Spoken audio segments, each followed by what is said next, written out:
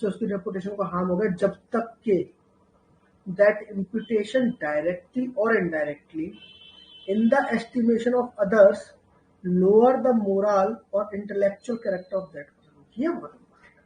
ये कह रहा है कोई भी डेफर्मेशन तब तक डेफर्मेशन नहीं होगा जब तक कि जो आपने कहा है, जो आपने दिखाया है, जो आपने मतलब कुछ भी आपने जिसके थ्रू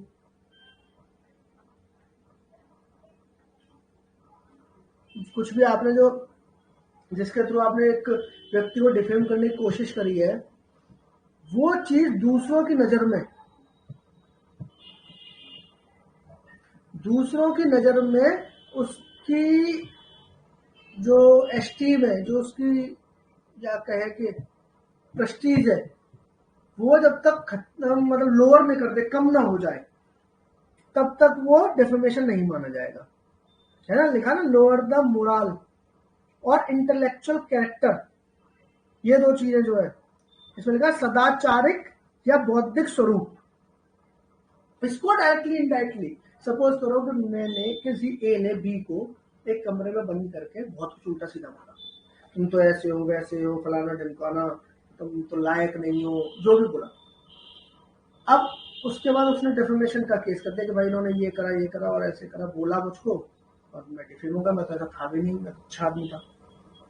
तो कोर्ट में वो ये डिफेंस लेगा, सर मैंने जो भी बोला वो किसी थर्ड व्यक्ति ने तो सुना नहीं, तो किसी सोसाइटी में किसी जानने वाले ने तो सुना नहीं, तो किसी की नजर में इनकी तो वैल्यू कम नहीं हुई। मैंने किसी और को कहा भी नहीं, डायरेक्टली इनसे कहा, सामने कहा, अकेले में कहा। तो ये बहुत इंपॉर्टेंट है क्रिमिनल लायबिलिटी के लिए कि आपको ने जो कहा है, आपने जो एक्ट किया जिससे वो डिफेम हो, वो दूसरों की नजरों में ऐसा होना चाहिए कि दूसरों की नजरों में उस व्यक्ति की वैल्यू कम हो जाए, उसका इंटेलेक्चुअल या मोरल कैरेक्टर कम हो जाए। और अब इसमें आ गया, और lower the character of that person in respect of his cast, या आपने मतलब उसकी कास्ट को लेके आपने कहीं बोल दिया कुछ ऐसा, और ऑफ हिज कॉलिंग, और lower the credit of person, और आपने उसकी साख को कम करने का काम किया, मान लीजिए, है ना, और causes it to be believed that the body of that person is in a loathsome state और in a state generally considered as disgraceful. आपने उसे बॉडी शेम कर रहे हो, आप मान लीजिए कोई चीज, मान लीजिए उसको बीमारी है, आप उसे 4 लोग आ रहे, तेरा तो ऐसा वैसा, मतलब होता नहीं, बॉडी शेमिंग आप कर रहे हो।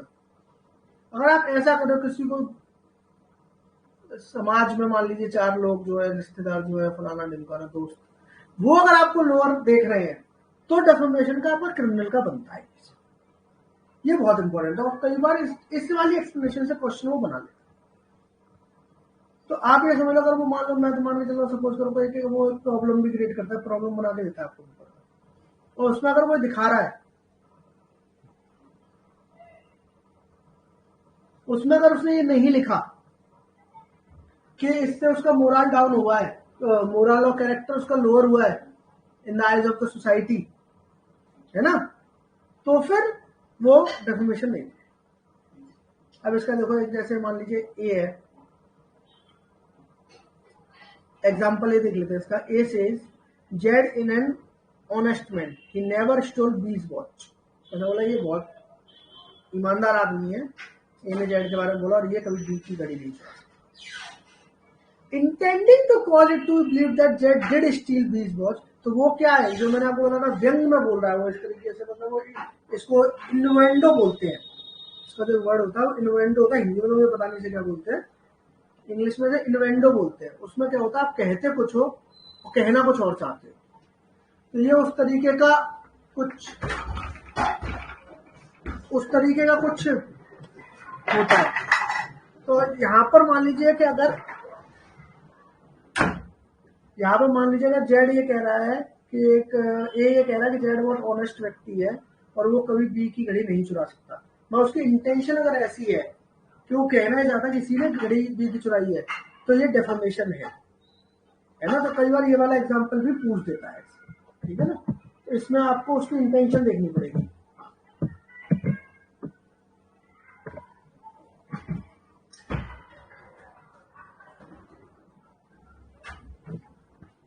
यार इशू कर रहा है। इसके बाद देखिए आप बी, बी भी देख लेते हैं एक बार। A is asked who stole B's what, A points to Z, A ने जेड की तरफ इशारा कर दिया, intending to cause to believe that Z ने बी की घड़ी चुराई, तो डेफिनेशन अगर उसने नहीं चुराई तो, है ना। सी वाला ये एग्जांपल ये भी पूछ लेता कभी कभी, तो उसने एक पिक्चर ड्रॉ कर दी, इसमें जेड क्या है कि बी की घड़ी लेके भागते दिखाई दे रहा है, तो इसका ही मतलब क्या है कि उसने डिफेम किया है उसको। मगर इसके कुछ एक्सेप्शन दिए हैं, और एक्सेप्शन है इसमें टोटल 10, सॉरी इसमें तो 6 है, नहीं एक्सेप्शन है टोटल 10, हाँ टोटल 10 एक्सेप्शन है इसके। हर किसी से तो एक्सेप्शन बहुत ज्यादा पूछता नहीं, कभी कभी एक्सेप्शन का या तो एग्जाम्पल पूछ लेगा आपसे, और या फिर बहुत बेसिक बेसिक अगर आप, मैं आपको मोटा मोटा बताऊंगा, ये बहुत लंबा लगता है पढ़ने में। जैसे मान लीजिए इसका एक होता है ट्रुथ, अगर आपने सच बोला है तो सच आपका एक एक्सेप्शन बन जाता है। तो आपको यहाँ बहुत शोर आ रहा है, काम करते हैं जरा 2 मिनट के लिए ना माइक म्यूट कर देता हूँ, 2 मिनट बाद क्लास लेते हैं।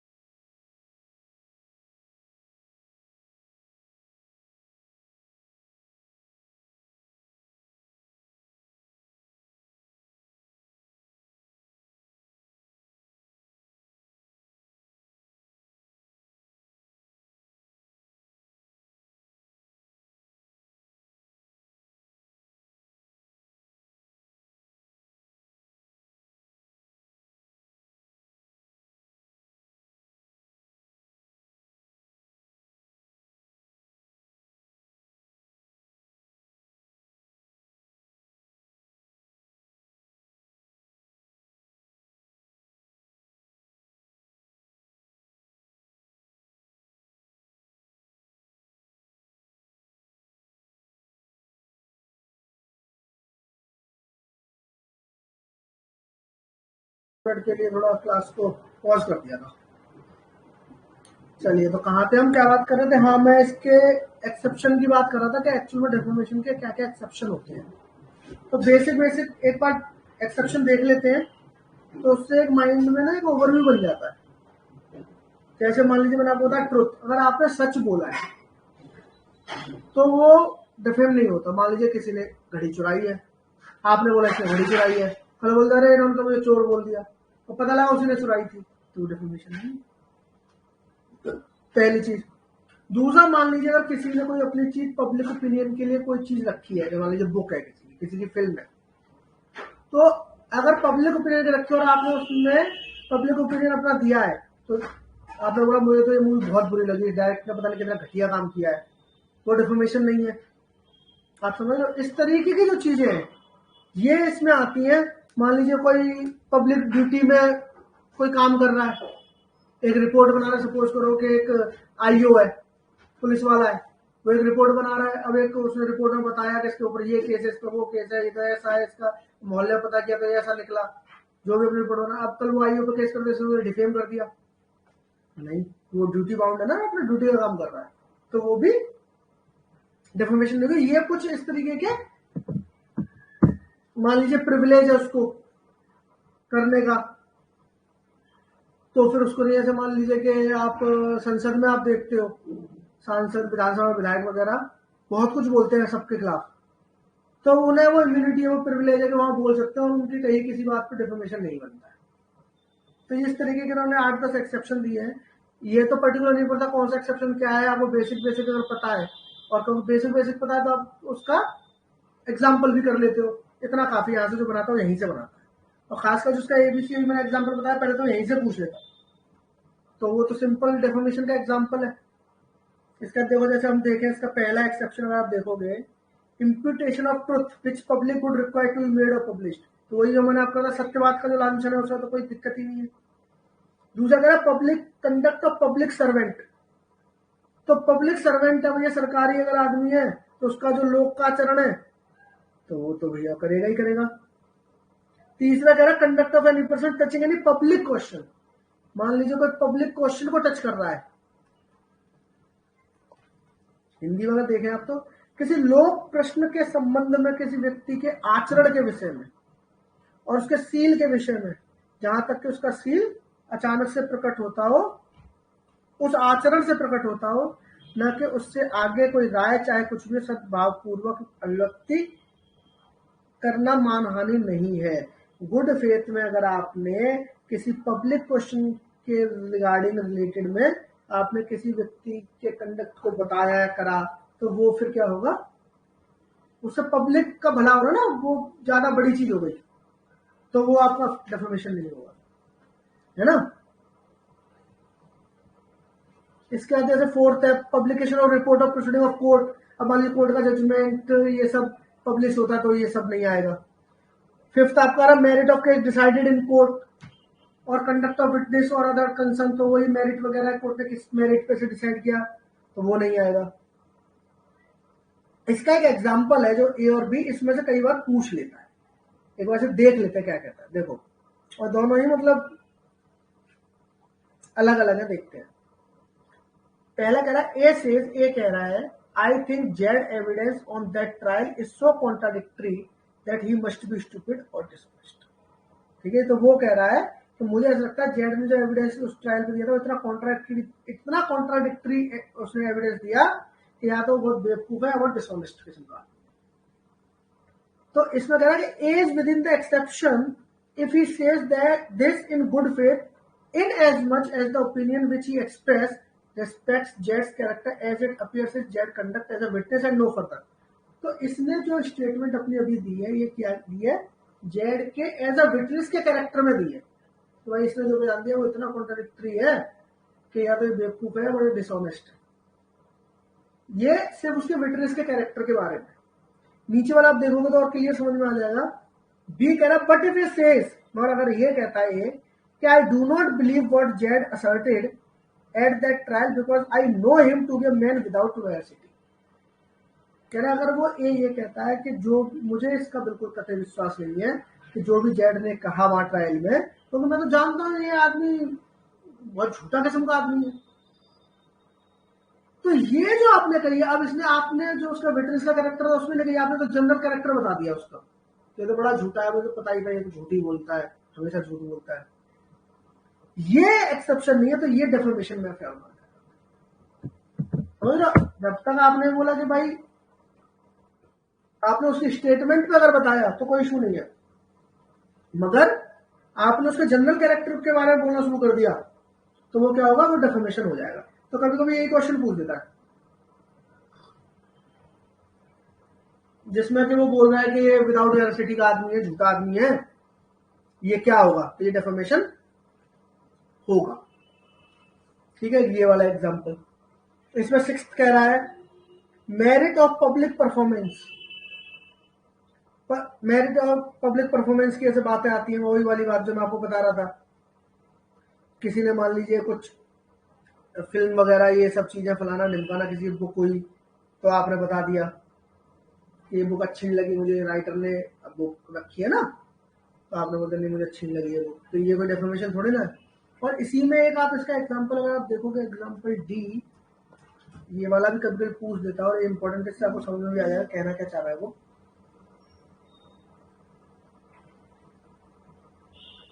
ए says of a book published by Z, जेड्स बुक इज फुलिश। ये कह रहा है कि जेड ने जो बुक पब्लिश करी है तो जेड की बुक एकदम फुलिश है। Jed must be a weak man, Jed's book is indecent, Jed must be a man of impure mind. तो इसमें तो यह है कि वो विद इन द एक्सेप्शन है कि गुड फेथ में अगर वो मतलब जो जेड के एस्पेक्ट में जो उसे लग रहा है, उसके बुक से रिलेटेड जो लग रहा है उससे बता रहा है। हिंदी में अगर आप ये देखोगे, सिक्का या द्वारा प्रकाशित एक पुस्तक के संबंध में कहता है कि यह की पुस्तक मूर्खतापूर्ण है, यह अवश्य कोई दुर्लभ पुरुष होना चाहिए, यह की पुस्तक अशिष्टतापूर्ण है, यह अवश्य ही अपवित्र विचारों का व्यक्ति होना चाहिए। तो अगर वो गुड फेथ में कह रहा है पब्लिक परफॉर्मेंस में रखी आपने बुक और उसने बता दिया कि ये तो बड़ा ही घटिया किस्म स्टूपिड। यहाँ पे आपने ऐसी ये बुक जो लिखी है तो बहुत आपकी सोच छोटी है, ऐसा मान लीजिए कुछ कह रहे हैं। अब इसी का आप ई जब देखोगे, ये वैसे ही जैसे देखो ऊपर अपन पढ़ रहे थे, इसी का ई अगर आप देखोगे कि but if it says, A अगर कहता है कि I am not surprised that Z book is foolish and indecent for he is a weak man and a libertine. I am not surprised that Z book is foolish. तो वो क्या कह रहा है इसमें, कह रहा है मुझे इस बात का आश्चर्य नहीं है कि यह की पुस्तक मूर्खतापूर्ण या अशिष्टतापूर्ण है, क्योंकि वह एक दुर्लभ और लंपट व्यक्ति है। तो उसने क्या किया, उसको बुक के बारे में नहीं क्रिटिसाइज कर रहा, वो तो पहले ही बता रहा है, हमें तो पता ही था ये तो ऐसी बुक लेगा, क्योंकि यह आदमी था। यहाँ पे उस बुक को लेकर उसे क्रिटिसाइज नहीं कर रहा है, यहाँ पे उसके कैरेक्टर को लेकर कर रहा है। तो ये डिफॉर्मेशन बन जाएगा। तो इसमें जैसे या तो डी उठा के आपसे पूछ देगा या ई पूछ देगा, तो आपको समझना ये पड़ेगा, या तो यूके यूनिवर्सिटी का एग्जाम्पल उठाता है यहाँ से, मगर अगर वो उसके कैरेक्टर की बात कर रहा है जनरल, तो वो डिफॉर्मेशन कर रहा है। मगर अगर वो उसके काम की बात कर रहा है, तो काम उसने किया है, तो काम के बारे में तो आप बात कर सकते, तो कोई इशू नहीं है, ठीक है ना। इसका जैसे एट्थ है, acquisition preferred in good faith to authorised person. मान लीजिए किसी कंप्लेंट आपने किसी पुलिस वालों को दी, ये किया वो सब आ गया। नाइन्थ है, imputation made in good faith by person for protection of his or other interest. अब मान लीजिए अपने अगर इंटरेस्ट वगैरह को बचाने के लिए, अपने उसे बचाने के लिए आपने किसी पे इल्जाम कुछ लगाया, तो वो भी चलेगा। और टेंथ है, caution intended for good of person to whom conveyed और पब्लिक को पढ़नी है। टोटल एक चीज इसमें इंपॉर्टेंट जो है कि अगर आप कभी कभी ये पूछना डेफिनेशन में कितने एक्सेप्शन है, तो टोटल जो है वो 10 एक्सेप्शन है। कहाँ? 499। डेफिनेशन हमने देखी अभी, क्या था कि इसमें स्पोकन भी आएगा,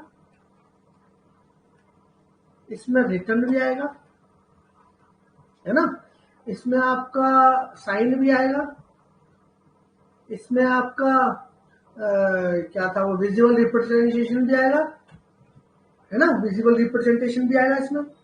किसी के भी चीज के थ्रू, बोल के, लिख के, फिल्म दिखा के, पोस्टर चिपका के, कैसे भी किया हो। और एक्सप्रेशन 4 वो इंपॉर्टेंट है। वो क्या कह रही है कि lower the reputation must be lower in the eyes of the others. ये बहुत इंपॉर्टेंट है क्रिमिनल लायबिलिटी के लिए। इसकी 500 में क्या है, पनिशमेंट आ गई। पनिशमेंट कितनी है, 2 ईयर। तो ये तो बहुत चलो खत्म, इसमें कुछ है भी। 501 और 502। 501 502 में सिर्फ आपको कुछ नहीं करना है, इसकी जो मार्जिनल हेडिंग है वही बस लिखना है। 501 बात कर रहा है कि वो उसको प्रिंट जो कर रहा है, डेफर्मेशन का जो है, अगर मान लीजिए रिटर्न में है तो जो उसे प्रिंट कर रहा है, और 502 कह रहा है जो उसे सेल कर रहा है। ये दोनों लोग भी डेफर्मेशन के उतने ही भागीदार होंगे जितने के जो डिफेम करने वाला है। तो इन दोनों को भी 2-2 साल की सजा, मतलब इन दोनों में भी 2-2 साल की सजा है। तो आपको जो याद रखना है वो एक ना 501 में प्रिंट वाला, ठीक है, और 502 में सेल वाला, दोनों आ जाते हैं। ना तो आप डिफेम करोगे, ना आप प्रिंट करोगे, ना सेल करोगे, उस पूरी कड़ी को तोड़ रहे हैं, कहीं से भी कैसे डेफर्मेशन हो ना पाए। जैसे आपने देखा होगा कि आर्टिकल लिखा, मान लीजिए एक उसने आपके पत्रकार ने, और उनका एक होता है संपादक, एडिटर जिसे आप कहते हो। तो एडिटर क्या होता है, इसमें रिस्पॉन्सिबल होता है, जो छपता है अखबार में कुछ भी, तो उसकी परमिशन जाती है एडिटर की। अब पत्रकार ने किसी के बारे में कुछ लिख दिया, ठीक है, उसके बाद वो छप गया, मान लीजिए एडिटर ने उस दिन उसे ध्यान से देखा नहीं और वो छप गया। कल जब कोर्ट में मैटर आएगा डिफॉर्मेशन का, तो उसमें वो पत्रकार भाई साहब तो जाएंगे, इसमें एडिटर भाई साहब भी जाएंगे, क्योंकि एडिटर छाप रहा है उसको, समझ रहे आप। जो इसमें सेल के लिए जो रिस्पॉन्सिबल है, सेल हेड है, वो भी जाएगा इसमें, 502 में चला जाएगा वो। इस तरीके से पूरी कड़ी को इन्होंने मतलब प्रोड्यूस करिए, हर चीज को इन्होंने ऑफेंस बनाया। डेफर्मेशन समझ में आ गया। कोई भी विजुअल रिप्रेजेंटेशन कर रहे हो आप, कुछ भी साइन के थ्रू, बोलने के थ्रू आप किसी को भी रेपुटेशन को हार्म कर रहे हो। और वो रेपुटेशन आप तब हार्म कर रहे हो कि दूसरों की नजरों में उसका इंटेलेक्चुअल कैरेक्टर या मोरल कैरेक्टर डाउन हो रहा है, तो आप उसे डिफेम कर रहे हो। 10 एक्सेप्शन आपको दे दिए कि भाई अगर आप सच बोल रहे हो, आप कोर्ट की प्रोसीडिंग है, आप मतलब किसी ने कोई पब्लिक परफॉर्मेंस में कुछ रखा है, आप उसे क्रिटिसाइज कर, then that is not a defamation, वरना डेफेमेशन। ठीक है जी, डेफेमेशन खत्म हो गया। अब देख लेते हैं 503 रेड विथ 506 क्रिमिनल इंटिमिडेशन। कुछ नहीं पूछता यहां से, आपको सिर्फ इतना पता होना चाहिए क्रिमिनल किसमें है।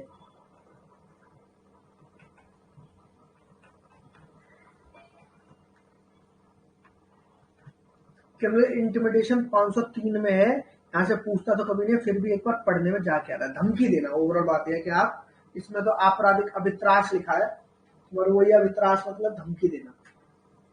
तो whoever threatens आ गया ना, जो धमका रहा है, another with any injury to his person, reputation or property, दूसरे को धमकी दे रहा है कि भैया इन बॉडी पर्सन का मतलब बॉडी, रेपुटेशन और प्रॉपर्टी, तीनों चीज ले ली, और टू द पर्सन और reputation of anyone in whom the person interested, या फिर बोलना कि ठीक है तेरे लड़के को, तेरी मम्मी को, तेरे पापा को, जिसमें इंटरेस्टेड हो उसको लिए, with intent to cause alarm to that person or to cause that person to do any act which he is not legally bound to do, or to omit to do any act which the person is legally entitled to do। मतलब कि उसे धमकी दे रहा है ऐसा काम करने के लिए कि जिसके लिए वो या तो मतलब लीगली बाउंड नहीं है तो करवा रहे हो, और वो कर सकता है तो उसे रोक रहे हो करने से। वो लीगली एंटाइटल है तो आप उसे रोक रहे हो, ओमिट करा रहे हो, ये काम नहीं करोगे तुम, और नहीं कर रहा है तो तुम कह रहे हो करना पड़ेगा, वरना उसे मार देंगे, ये कर देंगे, आग लगा देंगे फैक्ट्री में, व्हाटएवर। ऐसी अगर आप कोई धमकी वमकी दे रहे हो तो फिर क्या कर रहे हो आप, क्रिमिनल इंटिमिडेट कर रहे हो, आप उसको आपराधिक अभित्रास कर रहे हो, और उसकी सजा जो है वो है 506 में। 503 की सजा किसमें है, 506 में। 506 कहता है कि देखो नॉर्मल आपने धमकी दी तो सजा होगी आपको 2 साल की, मगर अगर इसी 506 का दूसरा पार्ट कहता है कि आपने डेथ या फिर ग्रेवियस हर्ट, अगर इसकी धमकी दी आपने तो भाई साहब आपने गलत कर दिया, 7 ईयर के लिए जाओगे। बाकी चीजों के लिए धमकी दी तो 2 साल, और डेथ और ग्रेवियस हर्ट के लिए गए तो 7 साल के लिए जाओगे। 503 की पनिशमेंट क्या है, 506 में। 503 में क्या है, आपराधिक अभित्रास, धमकी नहीं देना किसी को। इसके बाद आते हैं 504। 504 कह रहा है intentional insult with intent to provoke breach of the peace. आप क्या कर रहे हो, इंटेंशन लोक शांति भंग कराने को प्रकोपित करने के आशय से सासे अपमान कर रहे हो आप किसी का, ब्रीच ऑफ पीस कराने के लिए इंटेंशनली आप इंसल्ट कर रहे हो। देखो वहां पढ़ते हैं, कह रहा कोई भी intentionally insult and thereby give provocation to any person, insult करके उसको भड़का रहा है, इंटेंडिंग या आशा रखते हुए, जानते हुए कि उस प्रोवोकेशन से क्या होगा, पब्लिक पीस को वो तोड़ देगा जैसे भड़का रहा हूं, और to commit any other offence, या कोई और ऑफेंस करेगा मैं से भड़काऊंगा तो आपको सजा होगी 2 साल।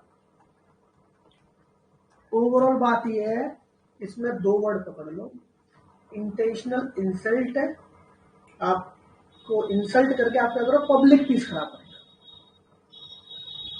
504 में क्या है, इंसल्ट से पब्लिक पीस खराब कर रहे हो तो 504 बनता है। 503 में धमकी दे तो 506 में 2 साल 7 साल जा रहे हो। 504 में क्या है, इंसल्ट से करके किसी की पब्लिक पीस को भड़काना।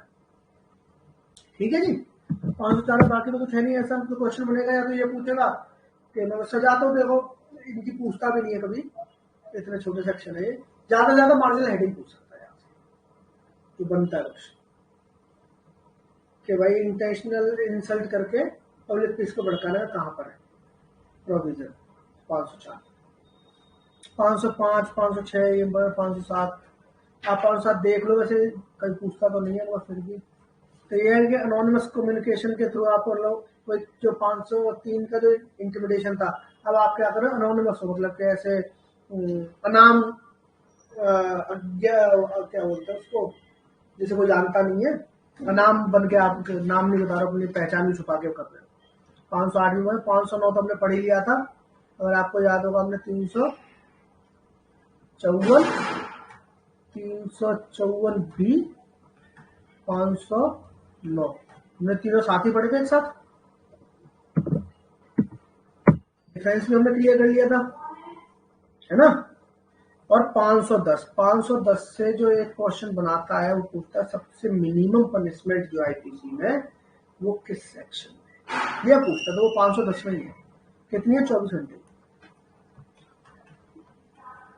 सबसे कम जो पनिशमेंट है वो 510 में है, 24 घंटे। ये क्वेश्चन यहाँ से कहीं पूछता है, और है किस चीज की वजह से कि आप दारू वारू पी के अपना कुछ ऐसा मिसकंडक्ट कर रहे हो, उसकी है। तो यही क्वेश्चन जो बनता वो ये है कि सबसे कम पनिशमेंट किसने 510। उसके बाद आप आ जाओ लास्ट सेक्शन और वेरी इंपॉर्टेंट 511 अटेम्प्ट, जिसका कोई नहीं उसका 511 है। तो 511 क्या कह रहा है? 511 भैया देखो, अगर हमने कहीं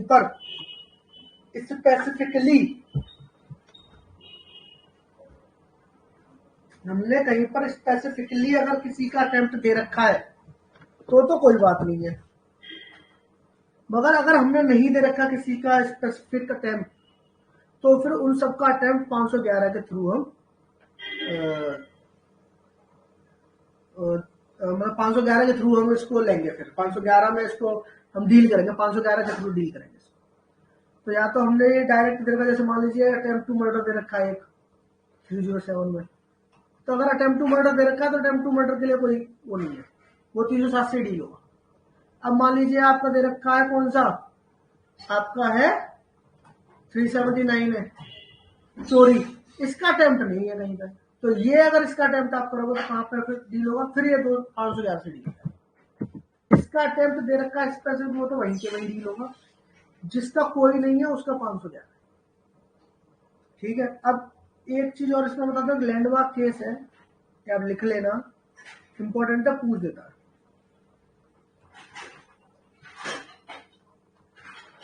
Abhayanand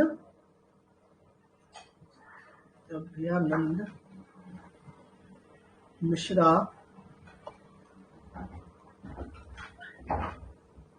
versus state of Bihar. Abhyanand Mishra versus state of Bihar.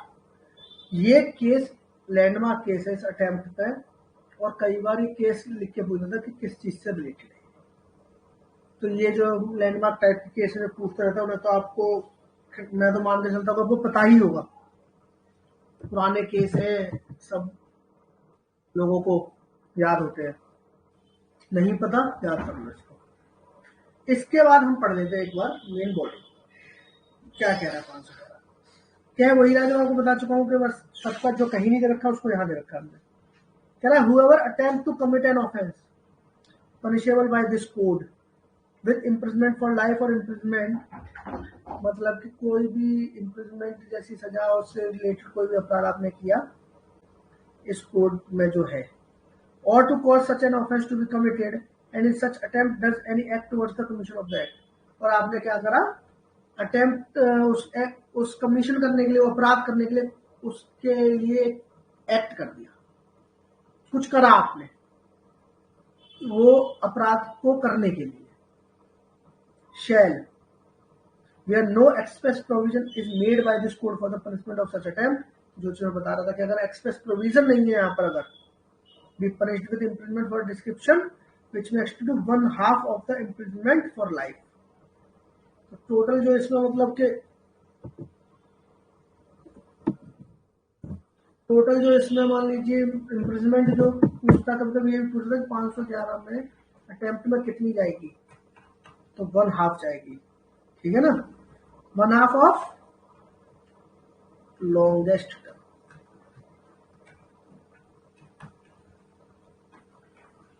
Longest term मतलब कि सपोज करो आप कि किसी में अगर सजा का प्रावधान था मिनिमम 2 साल मैक्सिमम 5 साल, तो 1/2 लगेगी 5 साल की 2.5 साल। 511 ये कहता है। तो ये भी चीज पूछ रहा है कितनी पनिशमेंट होती है अटेम्प्ट में, आधी होती है जी, काम भी आधा ही था इसलिए पनिशमेंट भी आधी। अब एनएम मिश्रा बिहार का आपने लैंडमार्क केस भी देख लिया, जो कहीं नहीं है उसका कहां पर है अटेम्प्ट 511। ठीक है, अब इसका एक एग्जाम्पल बड़ा ही पसंद है एग्जामिनर्स को, बहुत पूछते हैं। इसका ए देखो, बहुत इंपॉर्टेंट है ये। A makes an attempt to steal some jewels by breaking open. वो क्या कर रहा है, एक बॉक्स है उसे तोड़ के उसमें से ज्वेल को अटेम्प्ट कर रहा है, उसमें से ज्वेल निकालेंगे। And finds after so opening the box that there is no jewel in it. तो उसने उसे जब खोला तो उसने देखा इसमें तो ज्वेल है ही नहीं, कुछ है ही नहीं, खाली है। तो उसने क्या किया, वो एक्ट किया ना उसे खोलने का, वो एक्ट करके उसने क्या किया, चोरी का अटेम्प्ट कर दिया। चोरी का क्या किया, अटेम्प्ट कर दिया। इसलिए वो कहां पर डील होगा, कहां पर डील होगा, वो होगा 511 में डील।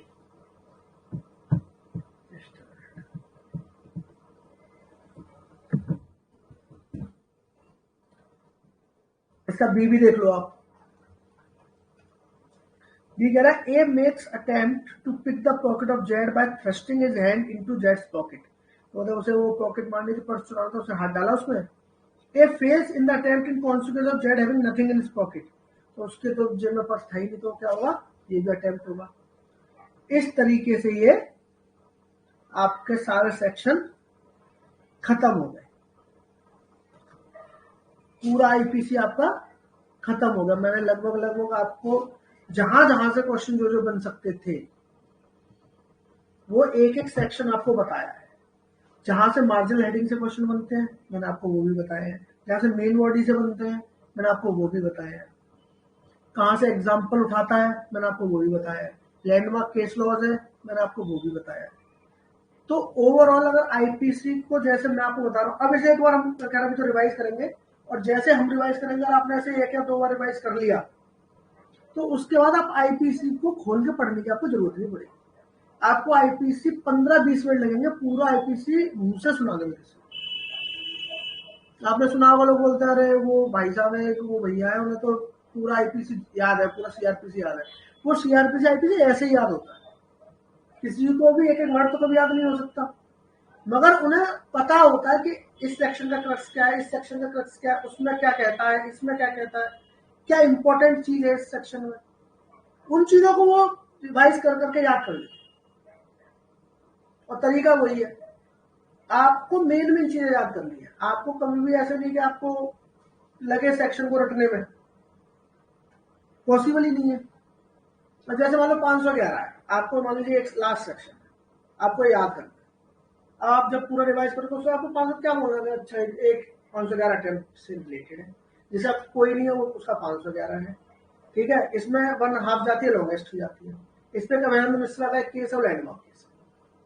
एग्जाम्पल आपने पढ़ी ली कि अच्छा किसी ने मान लीजिए ये ज्वेल बॉक्स वाला है वो आपने पढ़ी लिया, ज्यादातर ज्वेल बॉक्स वाला पूछता है, इस पे भी आपकी नजर है। अब एग्जामिनर बाहर से बनाया कहां से, हो सकता है अपनी कोई एक प्रॉब्लम बना दे, पर क्योंकि आपने इसके सारे इंग्रेडिएंट देख लिए हैं तो आप इसे अटेम्प्ट कर लो तो बहुत आराम से, है कि नहीं।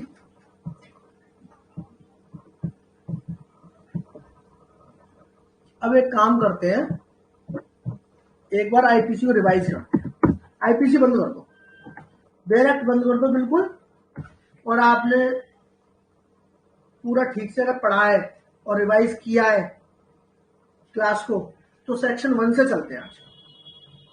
ठीक है ना, किसमें हमने क्या क्या पढ़ा, कहां से क्या क्या पूछता है आपको पता होगा।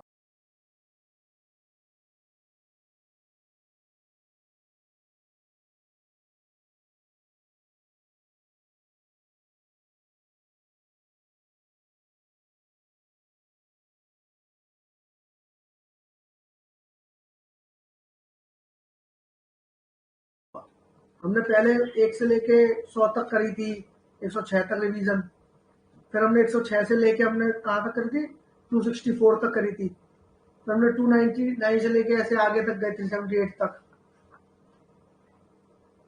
आज एक काम करते हैं, 1 से लेके शुरू करते हैं और 511 तक जाते हैं। 15-20 मिनट आधे घंटे का मान लो आपके साथ अगर करता हूँ मैं तो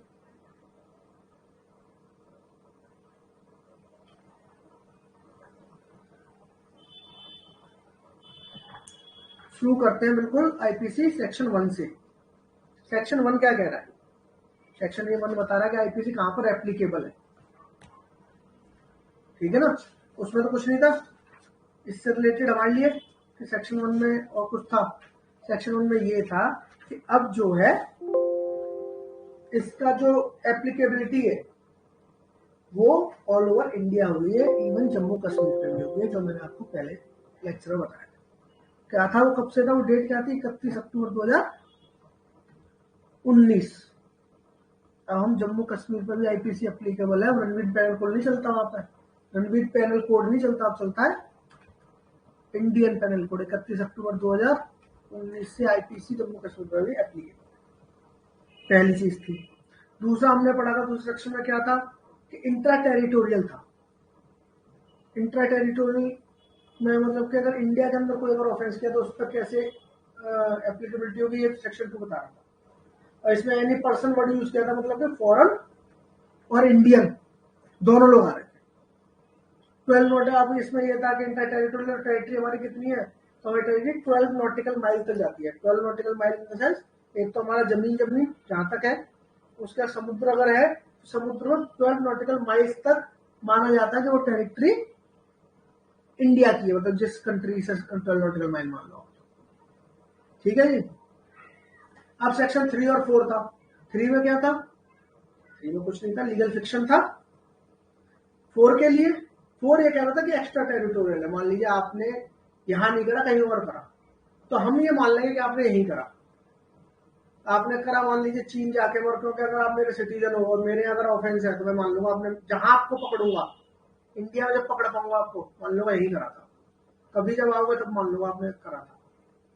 एक्स्ट्रा टेरिटोरियल किसी रजिस्टर्ड प्लेन या मतलब कि वो एयरक्राफ्ट वगैरह है कोई जो इंडिया में रजिस्टर्ड है, उस पर आपने मान लीजिए हाई सीज में मर्डर कर दिया किसी का, प्रशांत महासागर में जाकर पैसिफिक ओशन में चले गए आप वहां पर, और वो रजिस्टर्ड था वो जहाज हमारे यहाँ पर, तो फिर माना जाएगा आपने वो इंडिया में किया, ठीक है ना। ये चीज हो गई। 3 4 हो गया। 5 में क्या था? 5 इंपोर्टेंट हमारे लिए था नहीं। 6 हमारे ये डेफिनेशन एक बार हमने मान लीजिए कुछ कहीं डिफाइन कर दिया है ना, सॉरी 6 ये था हमारा कि हमने मान लीजिए कहीं एक बार एक्सेप्शन लिख दिया, तो मान लेना कि कहीं भी अगर यूज कोई सेक्शन है कुछ है, सब कुछ उसके सब्जेक्ट में एक्सेप्शन है। हमने चैप्टर 4 में एक्सेप्शन लिख दिया, जनरल एक्सेप्शन, तो पूरा IPC subject to general exception है, हमें अलग अलग से लिखने की जरूरत नहीं है।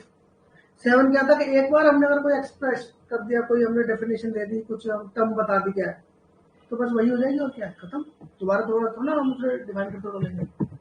उसके बाद क्या कह रहा है मैंने वो बताई थी 8 9 10 11 12 जन्म करके, जन्म हुआ पब्लिक का, सॉरी पर्सन का, जस्ट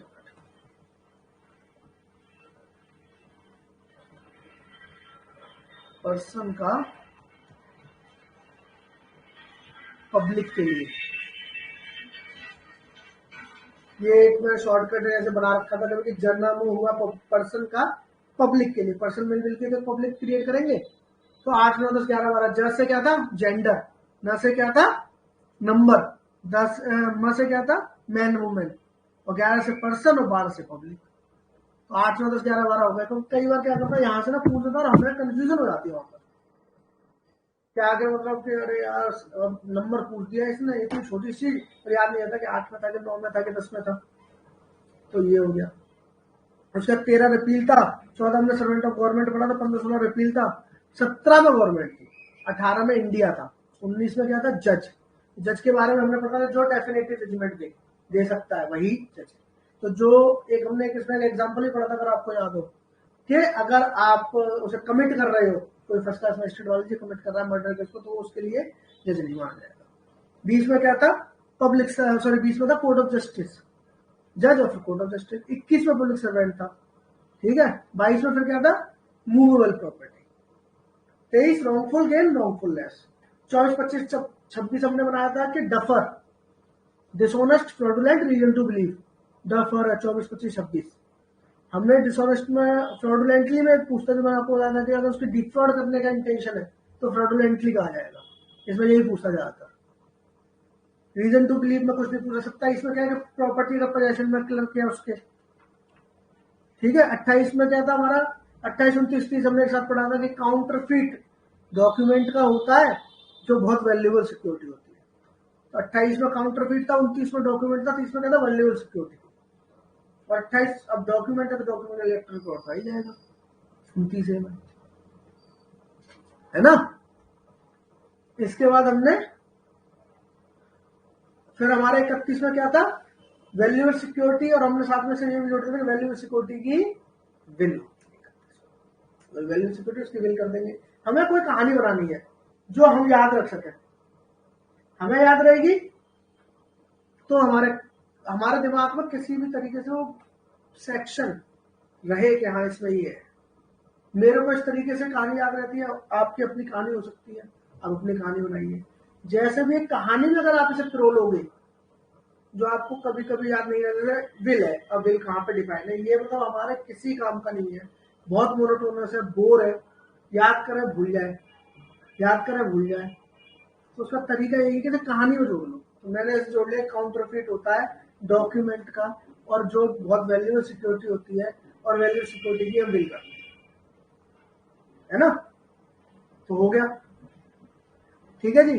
32, 33 में क्या है, 32 में बोल रहा है कि भैया जहां पर एक्ट है मान लेना कि आपका इलीगल ओमिशन है, और 33 कह रहा है कि भाई एक्ट ऑफ इलीगल ओमिशन को डिफाइन कर देगा। 34 सबको पता रहता है, कॉमन इंटेंशन। इस पे आपका, मैं हमेशा इस केस का नाम तो भूल जाता, मुझे आज तक समझ में नहीं आई बात। King emperor versus king emperor है, जो क्या नाम है उसका, फिर देखो मेरे दिमाग से हमेशा स्लिप हो जाता है।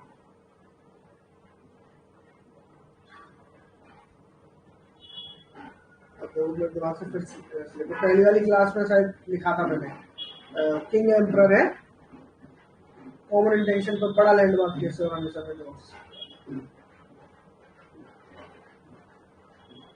ठीक है। तो ये आपका कॉमन इंटेंशन पे आ गया। उसके बाद क्या आ रहा है,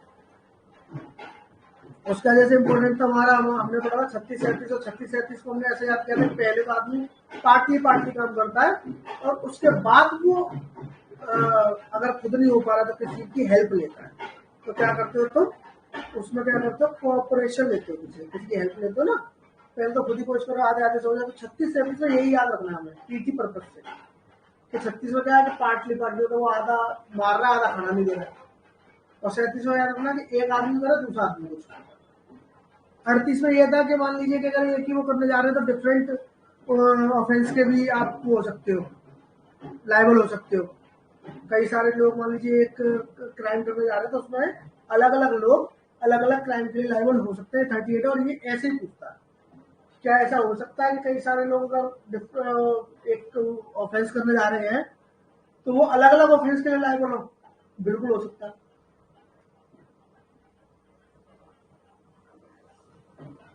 उसके बाद हमने 39 में वॉलेंट्री पढ़ा था, 40 में ऑफेंस पढ़ा था हमने। वॉलेंट्री में हमने 3 चीजें पढ़ी थी, क्या होता है, उसकी इंटेंशन हो, या उसको नॉलेज हो, या उसका रीजन टू बिलीव हो। 40 में ऑफेंस ऐसे पूछता था कि ऑफेंस किस में डिफाइन है, ऑफेंस 40 में डिफाइन है। 41, 42 मैंने बताया था स्पेशल लोकल लॉ, ऐसे याद रखो कि पहले कोई चीज, पहले स्पेशल चीज आती है तब उसका कोई लोकल चीज आती है, हर आदमी पहले स्पेशल चीज चाहता है। तो ठीक है जी, वो 41, 42 में। 43 में, 44 में हमने पढ़ा था कि इलीगल था, इंजरी था। इलीगल में हमने 3 चीजें पढ़ी थी, अगर आपको याद हो तो। क्या पढ़ा था कि कोई ऑफेंस अगर मतलब है, या फिर प्रोहिबिटेड बाय लॉ है, या फिर कोई ऐसा एक्ट, ऐसा कोई हो जिससे सिविल एक्शन कोई ग्राउंड बनता हो, ये तीनों चीजें उसमें आती है इलीगल में। इंजरी में क्या था कि कोई भी हार्म अगर आप कर रहे हैं, जो कि आपकी बॉडी, माइंड, रेपुटेशन, इनमें से किसी को हार्म करता, कोई ऐसा एक्ट कर रहे हैं, तो वो क्या होगा, वो इंजरी होगा। इंजरी का 45, 46 में पढ़ा रहे थे, वो पहले जिंदगी आती है, उसके बाद मौत। तो लाइफ 45, 46 में डेथ है। ये मतलब याद करने का तरीका है, हमें ओवरऑल वहां पर सही टिक करना, कंफ्यूजन में नहीं जाना। अब अगर मैंने यही याद कर लिया, मान लो कि पहले देखो जिंदगी आती है फिर मौत आती है, वहां पर आएगा लाइफ किस पे डिफाइंड है। मेरे दिमाग में क्योंकि मैंने अपने दिमाग को इस तरीके से बता रखा है कि पहले लाइफ आती है, तो मेरे दिमाग में जब क्लिक करेगा मेरी लाइफ पहले आती थी, चलो 45। कई बार लोग ये कंफ्यूज होते गलत मार देते हैं, और ये बेसिक छोटी छोटी गलतियां ना उत्तराखंड जैसे एग्जाम में भारी पड़ती है। मेरिट हाई जाती है, नेगेटिव मार्किंग है, सीट बहुत कम आती है, और कोई एग्जाम हो तो वहां पर कवर हो जाए, तो उत्तराखंड जैसे स्टेट में कवर नहीं होता है। तो आपको इन छोटी छोटी मिस्टेक्स पर अगर आपने ध्यान दे दिया तो आपका एग्जाम निकल जाएगा, आपके कॉन्सेप्ट क्लियर होंगे, आप इसे 4 बार पढ़ के भी चले जाओगे। मगर उस दिन आपने इन सब छोटी गलतियों को, ऐसी कंफ्यूजन वाली गलतियों को अगर आपने काबू कर लिया तो आपका एग्जाम निकलने से कोई नहीं रोक सकता। ठीक है। उसके बाद मान लीजिए जैसे 47 में था एनिमल, 48 में वेसल था, 49 ईयर मंथ, तो उसका मैं तो इतने के बाद नीचे चला जाता हूँ, क्या लास्ट में हार्वर्ड आता है 52 ए में, 52 में गुड फेथ आता है, विदाउट ड्यू केयर अटेंशन, 51 में वो आता है, 51 में सेक्शन। तो ऊपर से आते गए फिर नीचे से ऊपर चले, पहले हार्वर्ड, फिर गुड फेथ, फिर कोथ आता है, फिर क्या आता है, सेक्शन आता है। ठीक है जी, ये भी हो गया। इसके बाद डेफिनेशन क्लॉज खत्म हो जाता है। उसके बाद आता है 53 में क्या है, हमने क्या पढ़ा था, 53 में पनिशमेंट कितने टाइप की है, 5 टाइप्स की है। ठीक है। इसके बाद हमने 54-55 पढ़ा था। 54-55 में क्या था कि आप कम्युनिकेशन कर रहे थे, तो डेथ का जो आप कम्युनिकेशन कर रहे थे वो कौन करता है, सबसे पहले तो हमने ये भी पढ़ा था कि अप्रोप्रिएट गवर्नमेंट करती है, ना सेंट्रल कर रही है ना प्रेसिडेंट कर रहा है। कई बार पूछ देता है, सीआरपीसी वैसे पूछ देता है, सीआरपीसी में ऐसे पूछ देता है कि 432 में जो आपको दिया, 425 433 में कि कौन करेगा कम्यूट, और वहां पर भी सीआरपीसी में भी अप्रोप्रिएट गवर्नमेंट है। तो गलती से अगर आप देख लेना कि आप प्रेसिडेंट न मार दो। ठीक है। और 55 में क्या है कि इम्प्रिजनमेंट फॉर लाइफ है, तो आप इसे 14 साल तक के लिए आप कम्यूट कर सकते हो। इसका 57 तक फ्रैक्शन लाइफ इम्प्रिजनमेंट का क्या था, 20 साल था। ठीक है। इसका 63 था कि भैया अमाउंट जो होगा वो एक्सेसिव नहीं होगा, सॉरी अनलिमिटेड होगा, एक्सेसिव नहीं होगा। हाँ, एक्सेसिव नहीं होगा, अनलिमिटेड होगा उनका। 63 था। 65 67 बहुत इंपॉर्टेंट थे। 65 कह रहा था कि 1/4 इम्प्रिजमेंट का लगेगा, जितना भी मैक्सिमम आपको इम्प्रिजमेंट मिल सकती है। अगर आपको फाइन के डिफॉल्ट में अगर दिया जाएगा तो 1/4 लगेगा। और 65 करता अगर सिर्फ फाइन से आपको पनिश किया गया है तो क्या था कि 50 रुपए तक है तो 2 महीने, 100 रुपए तक है तो 4 महीने, और 100 रुपए से ऊपर है तो 6 महीने मैक्सिमम आप रख सकते हो 67 का।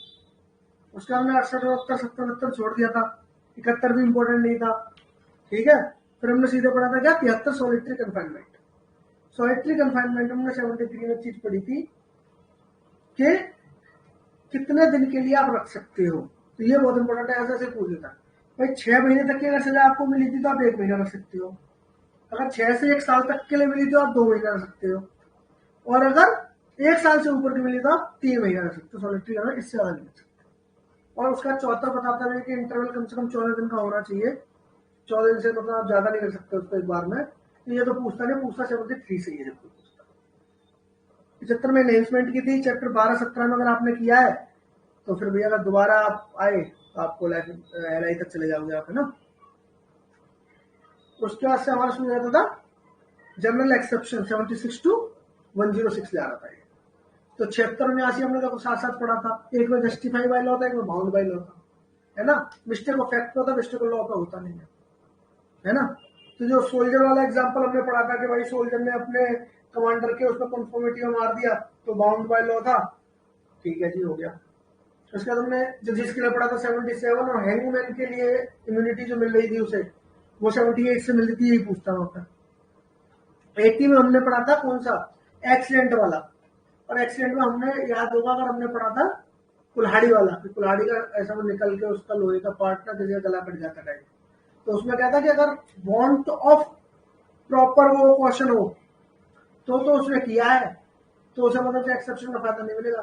लिखा वो know want of proper question तो फिर उसको मान लो कि उसे 80 का मिल जाएगा, वांट होगा तो नहीं मिलेगा, नो वांट होगा तो मिलेगा। फिर हमने 81 पढ़ा था कि अगर आप एक उसको हार्म को बचाने के लिए दूसरा हार्म अगर करते हो गुड फेथ में, तो आपको एक्सेप्शन मिलता है। और इसका हमने बहुत लैंडमार्क केस पढ़ा था, मिगनॉइट केस।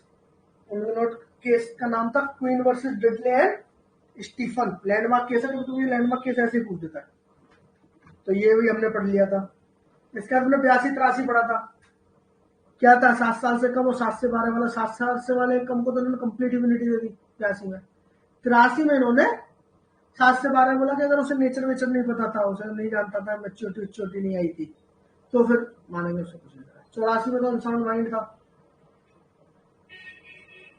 84 में अनसाउंड माइंड था। इस पे एक लैंडमार्क केस था, आर्ट वर्सेस डैनियल मैग्नॉटन। मैग्नॉटन केस बहुत सुना हुआ है, ठीक है जी। फिर 84 का 85 था। 85 में क्या है, इंटॉक्सिकेशन, सेम 84 की तरह था, फिर बाय रीजन ऑफ इंटॉक्सिकेशन था। और इसमें एक नोट जोड़ दिया था कि क्या था वो, अगेंस्ट हिज विल, और क्या था वो, without his knowledge. Against his will और विदाउट नॉलेज अगर पिला दी तो मिलेगा आपको, तो मिलेगा वरना नहीं मिलेगा। समझ रहे हो, ये चीज हमने 85 में पढ़ ली थी। 86 इंपॉर्टेंट इतना था नहीं। 87, 88, 89 और 92 हमने एक साथ पढ़ा था। 87, 88 और 89 में क्या था, कंसेंट दे रहा था, 92 में कंसेंट नहीं दे रहा था। 87 में क्या कर रहा था कि किसी के गुड फेथ के लिए जरूरत नहीं थी, बाकी 88, 89 और 92 में गुड फेथ वगैरह था, बेनिफिट था। 87 में ना बेनिफिट था ना गुड फेथ था, है ना। तो 87 में तो ये था, भैया अगर आपने मान लो अपने आप 18 से आप ऊपर हो और आपने अपनी कंसेंट वंसेंट दी है, तो ठीक है, फिर आप खुद ही देख लेना रिस्क लेने के लिए तो। और इसमें मैंने आपको बताया था फैंसी वाला एग्जाम्पल है, और ये ज्यादातर 90%, 99% ये फैंसी वाला एग्जाम्पल पूछता है कि क्या होगा, तो इसमें आप बोल दोगे कि इसमें उसका नो ऑफेंस, नो ऑफेंस हो जाएगा 87, ठीक है। इसके बाद क्या था, 88 था कि भाई अगर मान लो 12 से ऊपर वाला है ना, 12 से ऊपर वाला है वो है, और उसके बेनिफिट के लिए उसकी कंसेंट वो दे रहा है, तो आप उसके बेनिफिट के लिए कुछ कर रहे हो तो कोई ऑफेंस नहीं होगा।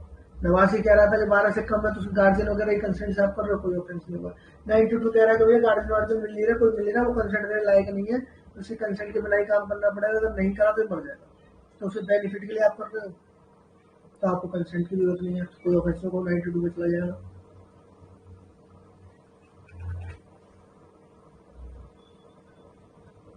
तो अपने दिमाग में इस तरीके से ना आप रिपीट करते चलो पूरा, इस तरीके से आप रिपीट करो। 93 में क्या था, गुड फेथ में कम्युनिकेशन करिए।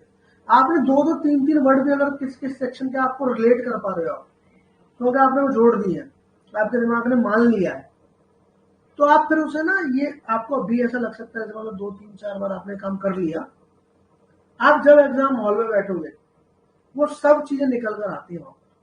जैसे आप दिमाग पर हल्का से सोचोगे ना, तो आपको सब याद आने लगेगा, अच्छा 87, 88, 89 और 92 में ये डिफरेंस है, तो आप कंफ्यूज नहीं होगे वहां, आप अटेम्प्ट कर जाओगे उसे आराम से क्लियर कर लोगे उसको। ये फायदा है इसका। 94 में था, जैसे मान लीजिए अगर उसे डकैत वगैरह अगर उसे मान लीजिए पकड़ लेते हैं, तो इसमें हमने 2-3 चीजें पढ़ी थी कि ये एक्चुअल में स्टेट के अगेंस्ट में कोई ऐसे ऑफेंस के लिए नहीं कर सकते जिसमें डेथ सेंटेंस मिलता है, या डेथ मर्डर के लिए नहीं कर सकते, इन दो को तो निकाल लीजिए। इसके अलावा अगर आपने किसी ने आपको वो किया, वो कंपेल किया कुछ करने के लिए मजबूरी में, ये डर वर दिखा के मार मूर देंगे, तो फिर आपको इसका एक्सेप्शन का फायदा मिलेगा 90 है ना। मगर इसमें 2 चीजें उन्होंने दी हैं कि एक तो अपने अकॉर्ड से आप मत पहुंच जाना वहां पर कि मैं ही हूँ जो हूँ, सब जानता हूँ, है ना, तो फिर क्या होगा, आपको इसका वो नहीं मिलेगा फायदा, ठीक है। और इंस्टेंट डेथ का आपको इसमें वो होना चाहिए, इंस्टेंट डेथ बहुत जरूरी है। डर मान लो ये परसों आके मार देंगे तो नहीं, तभी के तभी। और 95 कहता है कि स्लाइट हार्म का कोई भी हम कॉम्बिनेशन वगैरह नहीं लेते हैं, स्लाइट हार्म की कोई वैल्यू नहीं है। तो मैंने आपको एक इसकी वो भी बताई थी, मैक्सिमम बता दी, दी मिनिमस नॉन क्यूरेट लैक्स, the law does not take cognizance of Trifle Act, तो 95 की थी। 96 एक जनरल वो देता है स्टेटमेंट कि कुछ भी सेल्फ डिफेंस में करोगे ऑफेंस नहीं होगा। 97 बताता है किस किस चीज का आप सेल्फ डिफेंस कर सकते हो, तो अपनी बॉडी दूसरी बॉडी, अपनी प्रॉपर्टी दूसरी की प्रॉपर्टी। 98 कहता है कि भैया अगर कोई मान लो अनसाउंड है, कोई ऐसा जैसे उस स्टेट ऑफ माइंड की वजह से वो किसी एक्सेप्शन में फॉल कर रहा है, मगर वो अगर आपके खिलाफ कुछ कर रहा है तो आपका राइट उतना ही है जितना नॉर्मल व्यक्ति के खिलाफ होता है। वो तो बच जाएगा अपने उसकी वजह से, मान लो 7 साल से कम है, बच जाएगा। वो आपके जब बंदूक गोली लेके खड़ा हो मारने के लिए, तो वो तो बोल देगा मैं तो 7 से वो जानता ही नहीं, कोई छोड़ देंगे। मगर आपका राइट अपनी जान बचाने के लिए खत्म नहीं होता, आपको पूरा राइट है, आप चाहो तो उसे गोली मार सकते हो। 98 कहता है। 99 क्या कहता है? रिस्ट्रिक्शन कहता है। पब्लिक सर्वेंट वगैरह है, डायरेक्शन में काम कर रहा है, उसके वो है, या फिर आप पब्लिक अथॉरिटी के पास जा सकते हो, आप पे टाइम है इतना, तो आप सेल्फ डिफेंस वगैरह मत करना, तो भाग के जाओ ना पब्लिक अथॉरिटी के पास। या फिर ये कह रहा है, एक बात बता रहा है, उतना ही भैया आप एक काम करना, फोर्स यूज करना, उतनी अपनी उतना ही मतलब के क्या बोलते हैं, सेल्फ डिफेंस का उतना ही एक्सरसाइज करना जिससे कि आप बच जाओ। ये पनिशमेंट के लिए नहीं है, ये डिफेंस के लिए है। तो मान लो जो काम आपको अगर एक घूसा मारने से हो रहा है तो उसे गोली मत मारो, वो नहीं कर सकते आप, ठीक है। फिर 100 को क्या कहता है? 100 कहता है कि भैया क्या है, 7 तरीके के ऐसे आप डेथ कर सकते हो बॉडी को बचाने के लिए। और मैंने आपको बताया था कि ये क्वेश्चन पूछ लेता कितने हैं, क्या ये पूछ लेते 7वां किस अमेंडमेंट से आया कि 2013 से आया, 7वां है क्या, एसिड वाला है ना, ये चीजें हो गई। 101 कहता है कि 100 वाले छोड़ के बाकी किसी में आप सब कुछ करोगे, डेथ मत करना। 102 कहता है कब शुरू हुआ कब खत्म होगा, तो जैसे ही आपका एप्लीकेशन शुरू होगा वहां शुरू होगा, और एप्लीकेशन खत्म हो जाएगा तो वहां खत्म हो जाएगा। और 103, 104, 105 क्या कहता है? प्रॉपर्टी के बारे में कहता है। वही 103 में आप कब कर सकते हो, तो मान लो रॉबरी हो रही है, हाउस ब्रेकिंग बाय नाइट हो रहा है, मिसचीफ बाय फायर हो रहा है ना, या फिर मिसचीफ हो रहा है, हाउस ट्रेसपास वगैरह, जिसमें कि आपको एप्रीहेंशन है कि मैं मर जाऊंगा, मुझे जेल में छोड़ जाएगा, ऐसी स्थिति में आप क्या कर सकते हो? डेथ भी कर सकते हो प्रॉपर्टी बचाने के लिए। 104 कहता है कि बाकी के चीजों में आप डेथ छोड़ के कुछ भी करो। 105 कहता है कि आप कब से कब तक चालू रहेगा आपका ये प्राइवेट डिफेंस का राइट है, कब से कब तक चलेगा। 106 कहता है कि अगर ऐसा हो जाए कि आप अपना राइट ऑफ प्राइवेट ठीक से एक्सरसाइज नहीं कर पाओगे जब तक कि आप किसी इनोसेंट की जिंदगी का रिस्क न ले लो, मगर आपको अपनी जिंदगी अगर बचानी है तो आप ऐसा भी कर सकते हो कि आप उस इनोसेंट के रिस्क को भी ले सकते हो। ये कहता है 106, ठीक है। तो इस तरीके से आप बस फिंगरप्रिंट पे अगर आपको याद आ रहा है तो कोई दिक्कत नहीं होगी। दूसरी बात ये है कि आपको,